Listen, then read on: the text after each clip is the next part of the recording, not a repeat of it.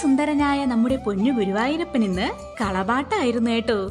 കളപത്തിൽ ആറാടിയ കണ്ണനെ കണ്ടു വണങ്ങാൻ ആയിരക്കണക്കിന് ഭക്തരാണ് ക്ഷേത്രാങ്കണത്തിൽ എത്തിച്ചേർന്നുകൊണ്ടിരിക്കുന്നത്.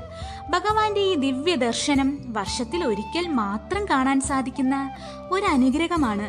എന്നും കളഭാലങ്കാര ദർശനത്താൽ ഭക്ത മനസ്സുകളെ കീഴടക്കുന്ന ഉണ്ണിക്കണ്ണൻ മണ്ഡല സമാപനമായ ഇന്ന് കളപത്തിൽ ആറാടി നിൽക്കുന്നു. ഭക്ത മനസ്സുകളെ കുളിരണിയിക്കുവാൻ ശ്രീലകത്ത് നിന്നും ചന്ദനത്തിന്റെയും കസ്തൂരിയുടെയും രാമച്ചത്തിന്റെയും മാസ്മരിക ഗന്ധം ക്ഷേത്രാങ്കണം മുഴുവൻ നിറഞ്ഞു നിൽക്കുന്നു. മണ്ഡലകാലത്തെ 40 ദിവസത്തെ പഞ്ചഗവ്യ അടലിന് ശേഷം 41ാമത്തെ ദിവസമായ ഇന്ന് മാത്രമാണ് ഉണ്ണിക്കണ്ണന്റെ പാതാളാഞ്ജന ശിലയിൽ കളഭം കൊണ്ട് അഭിഷേകം നടക്കുന്നത്.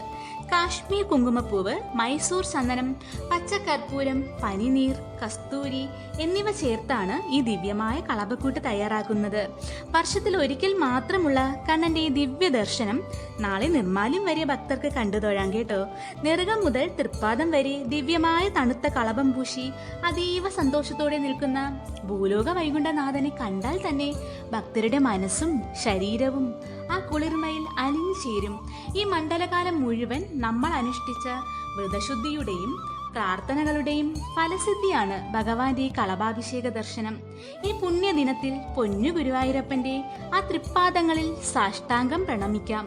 കൃഷ്ണ ഗുരുവായൂരപ്പ.